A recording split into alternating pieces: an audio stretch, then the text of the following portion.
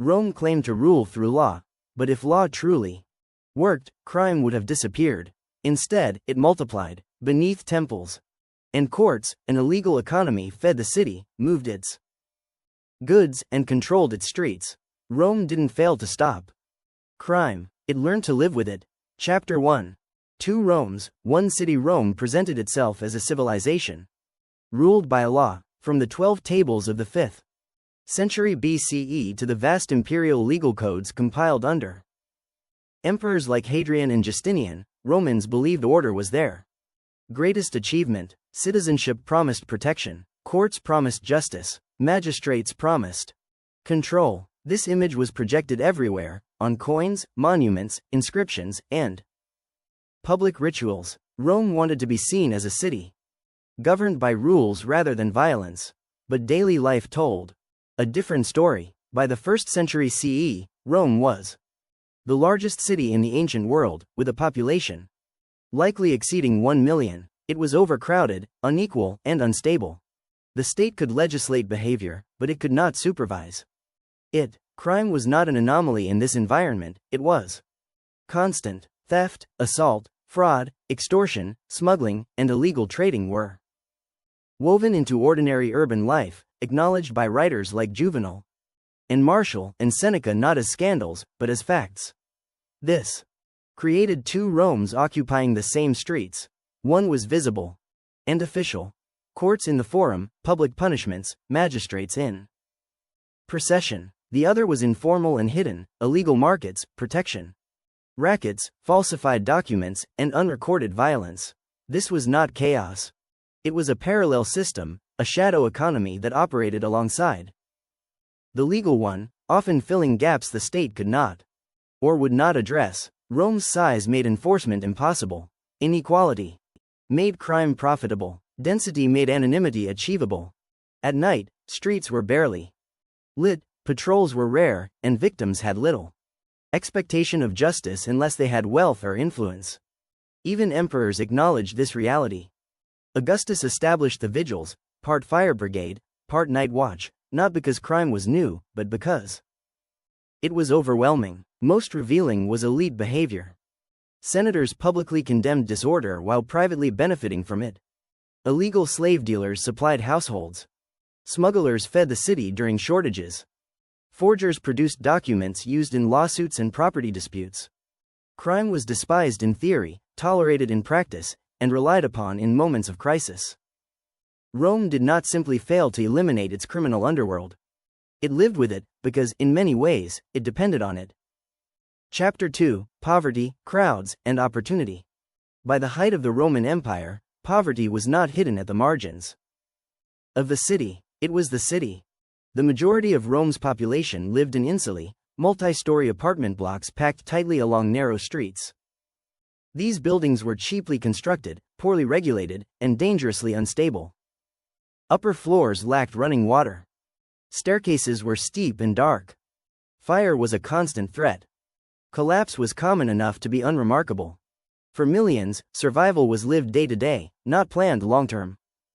Work was irregular. Most urban residents depended on casual labor, loading ships at the docks, hauling goods, cleaning streets, assisting workshops, or selling food on corners.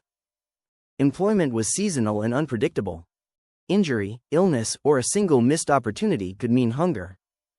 The state distributed grain through the annona system, but it was limited, politicized, and insufficient.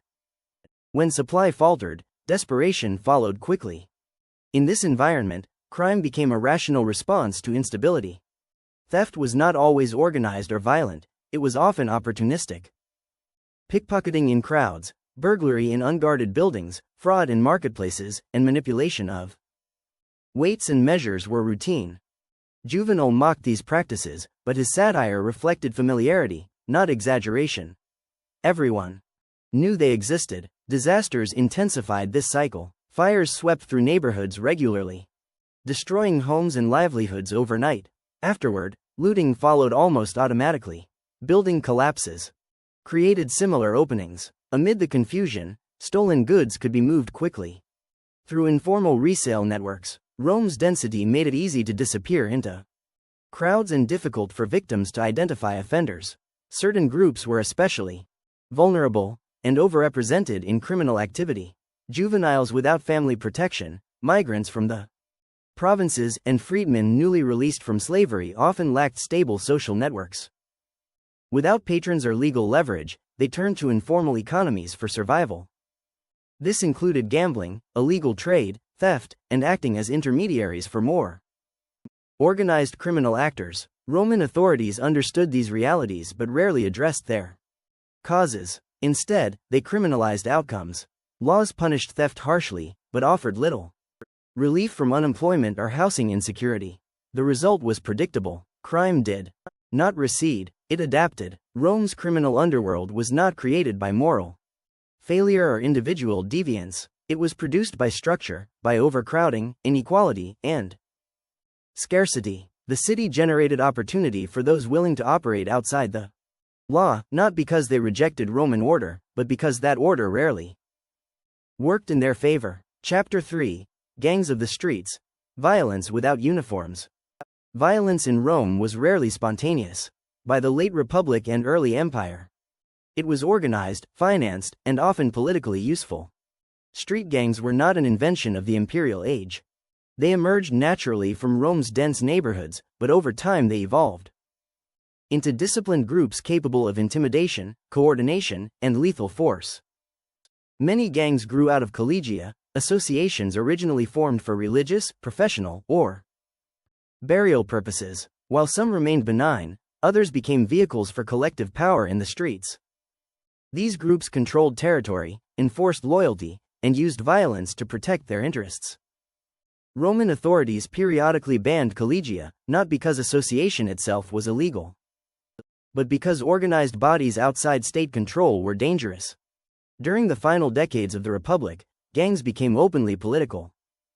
Figures like Publius Clodius Pulcher and Titus Annus Milo famously employed armed supporters to disrupt assemblies, intimidate rivals, and influence elections.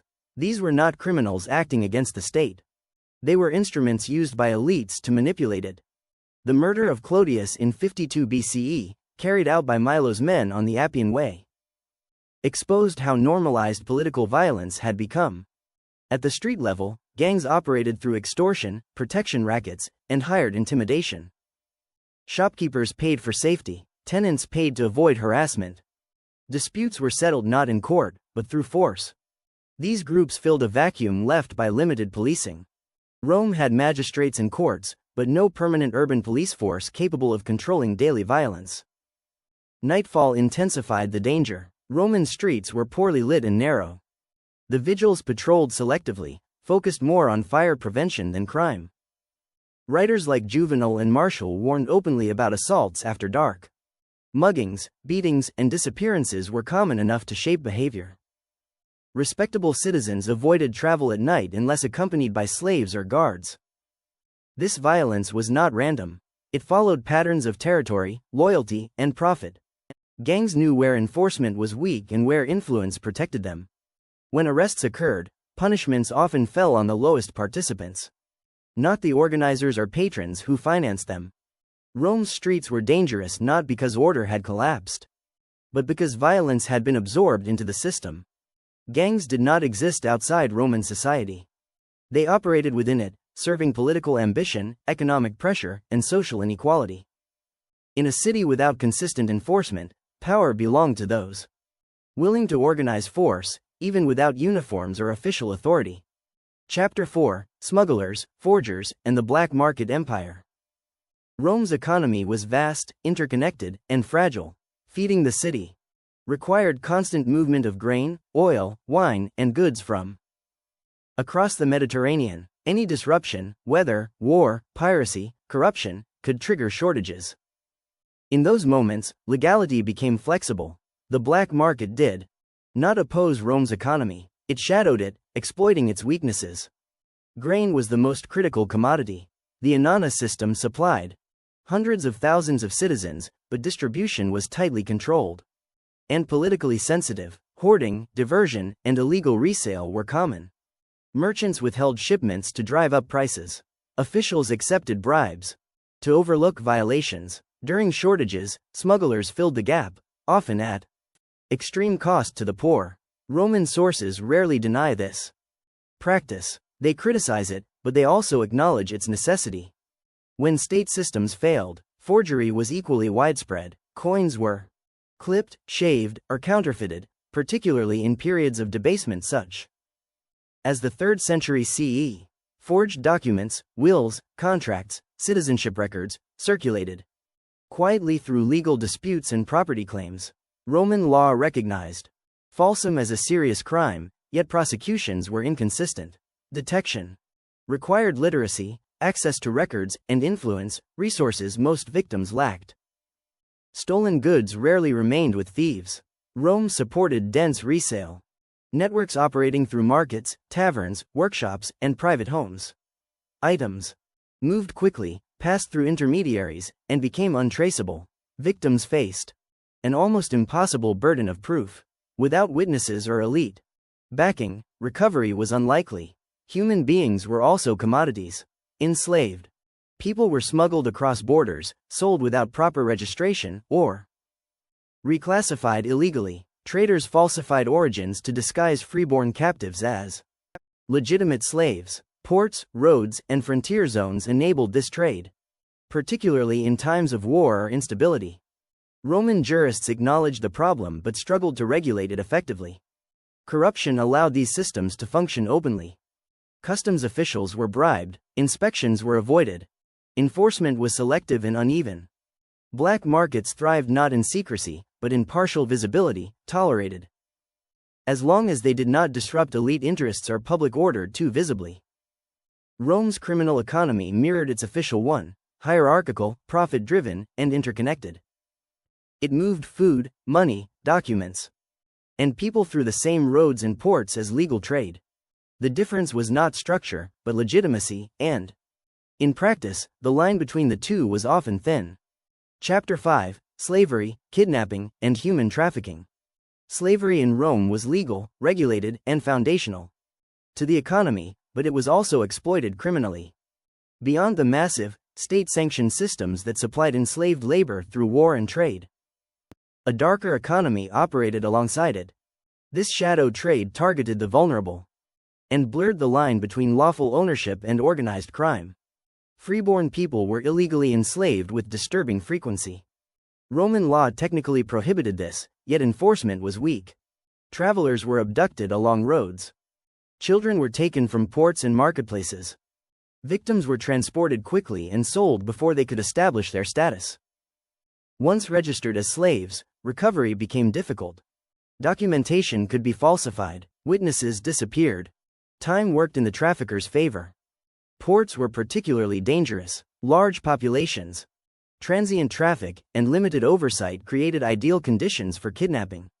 Frontier zones functioned similarly. Captives taken during raids or instability were often sold beyond their point of origin, making identification nearly impossible. Roman jurists such as Ulpian acknowledged cases where free citizens vanished into slavery, only to resurface years later, if at all. Forged records sustained this system.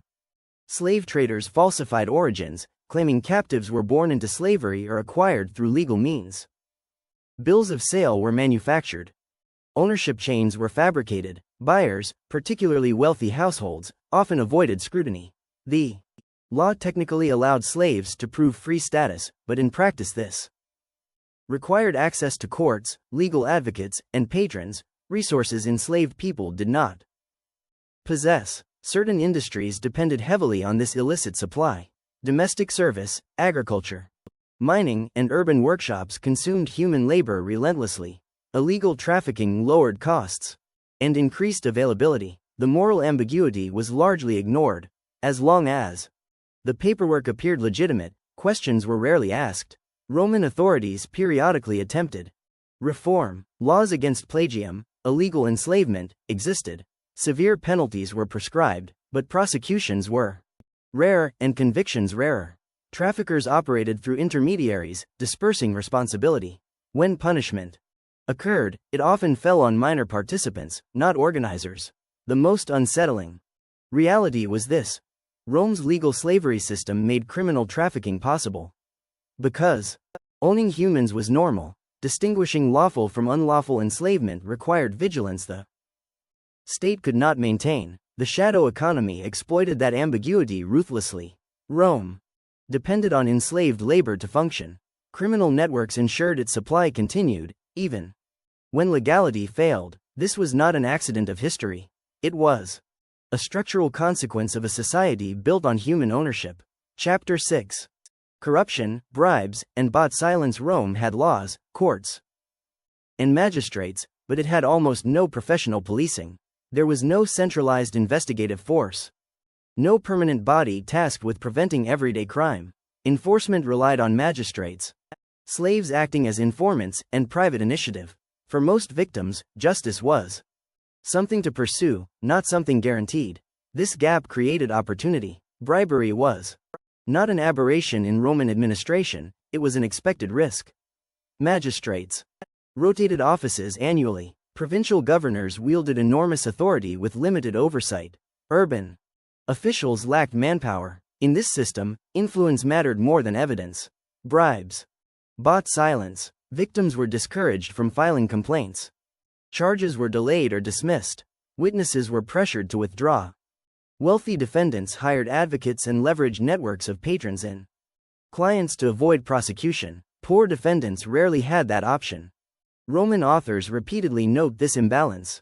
Juvenal mocked it, Tacitus condemned it, Pliny the Younger complained about it in his letters. Elite crime was particularly insulated. Senators and equestrians could not be easily arrested or punished without political consequences. Even when misconduct was known, fraud, extortion, abuse of authority, prosecution required approval from peers who often shared similar vulnerabilities. As a result, trials became selective performances rather than systematic enforcement. This corruption sustained the criminal underworld. Smugglers bribed customs officials. Forgers avoided scrutiny through intermediaries. Gang leaders paid to remain untouched while lower-level members absorbed risk. Law functioned as a filter, not a barrier, blocking some actors while allowing others through. Public outrage occasionally forced action. High-profile trials were staged. Convictions were publicized. Executions were performed visibly. But these moments addressed symptoms, not structure. Once attention faded, patterns resumed. Most Romans understood this reality intuitively. Legal protection was not equal, it was negotiated. Justice depended on status, connections, and resources. Crime persisted not because Romans rejected law, but because law operated unevenly. The shadow economy survived through this imbalance. It learned where enforcement was weak, where officials were pliable, and where influence outweighed risk. Corruption did not undermine Roman order, it became part of how that order functioned. Rome punished criminals loudly, but it protected the powerful quietly, and in that silence, the underworld ended. Chapter 7. Fear as Security. How Rome tried to control crime. When Rome confronted crime, it rarely chose reform. It chose fear. Public punishment was the empire's most visible response to disorder, designed less to rehabilitate offenders than to warn observers. Justice was theatrical, deliberate, and meant to be remembered. Executions took place in forums, arenas, and along major roads. Crucifixion, reserved for slaves and non-citizens, was intentionally prolonged and humiliating. Bodies were left exposed as warnings. Exile stripped offenders of identity and property, effectively erasing them from civic life. Forced labor, particularly in mines, functioned as a slow death sentence. These penalties were not hidden. They were staged. Roman authorities believed visibility created control. Spectacle replaced surveillance. Without modern policing, fear was used as a substitute. If punishment was severe and unpredictable enough, it was assumed crime would decline. Yet Roman writers consistently suggest otherwise. Theft, violence, and fraud remained constant across centuries. Harsh penalties often targeted the powerless. Slaves, the poor, and foreigners bore the brunt of punishment. Elite offenders were more likely to face fines, exile to comfortable estates, or no charges at all. This imbalance weakened deterrence. Those most capable of large-scale crime faced the least risk. During periods of unrest, fires, grain shortages, political instability, criminals became convenient scapegoats. Arrests increased. Executions accelerated. Public anger was redirected toward visible offenders rather than structural failures. The message was clear: order had been restored, even if underlying causes remained untouched. Fear created compliance, not safety. Ordinary citizens adjusted behavior, avoiding night travel, carrying escorts, bribing for protection. But they did not feel secure. Crime adapted. It became quieter, faster, and more selective. Organized groups learned how to avoid attention, using intermediaries and influence. Even emperors recognized the limits of terror. Augustus' reforms, including the creation of the vigils, acknowledged that punishment alone was insufficient. Yet these measures remained underfunded and reactive. Rome ruled not through constant enforcement, but through selective violence. Fear maintained appearances. It reassured the public that authority existed. But it never eliminated the conditions that produced crime. The empire did not fail to understand crime. It simply chose control over prevention, and lived with the consequences. Chapter 8, The Underworld That Never Died. Rome never eliminated its criminal economy because it never truly tried to. Across centuries of reform, conquest, and collapse, the shadow economy adapted, persisted, and in moments of crisis, became indispensable. Crime did not exist in opposition to Roman society. It existed in response to it. The empire's scale made complete control impossible.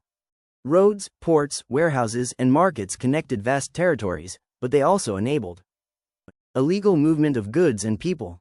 When official supply systems faltered, during grain shortages, civil wars, or administrative failure, informal networks stepped in. Smugglers moved food, forgers produced documents, illegal labor filled gaps. These actions were condemned publicly but tolerated privately, especially when they prevented unrest. This adaptability gave the underworld stability.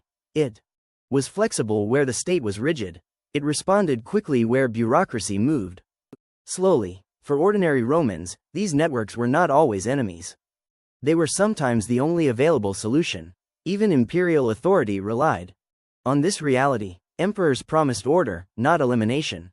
As long as crime remained manageable and invisible enough, it was absorbed into the system. The goal was not justice, but equilibrium. Rome's criminal economy also endured because it mirrored legitimate power structures. It was hierarchical, transactional, and built on patronage. Leaders insulated themselves. Risk was delegated downward. Punishment was uneven. These were not deviations from Roman norms, they were extensions of them. The legacy of this system did not disappear with the empire. Many of its patterns, black markets during shortages, corruption enabling crime, selective enforcement, criminal networks filling economic gaps, reappear in modern cities under stress. Rome was not unique, it was early. The haunting question is not whether Rome was weakened by its criminal underworld. It is whether Rome could have functioned without it. The shadow economy fed the city, moved its goods, supplied its labor, and absorbed its failures when official systems broke down. Rome fell for many reasons. Crime was not one of them. Instead, it was a constant companion, an unacknowledged partner in the survival of the world's most powerful ancient empire. Rome liked to imagine itself as eternal, built on law, discipline, and order. But beneath every empire that claims control, there is always another system working quietly in the shadows. Rome's criminal underworld was not a temporary failure. It was a permanent feature, shaped by inequality, scarcity, and power. The shadow economy did not bring Rome down. It fed it. It supplied labor when legality broke down, moved food when official channels failed, and enforced order when the state could not. Crime survived because it solved problems Rome refused, or was unable, to solve. This is not just ancient history. Every large city that grows faster than its institutions produces similar systems. Black markets, corruption, informal labor, and selective enforcement are not signs of collapse. They are signs of imbalance. Rome teaches us something uncomfortable. Civilizations are not sustained by ideals alone, but by compromises. Some are written into law. Others are never acknowledged at all. If you want to understand how power truly works, who benefits, who is protected, and who is sacrificed, history's shadows often tell a clearer story than its monuments.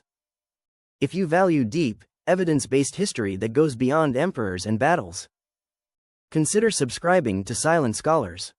New documentaries explore the systems beneath civilization, where order ends and reality begins.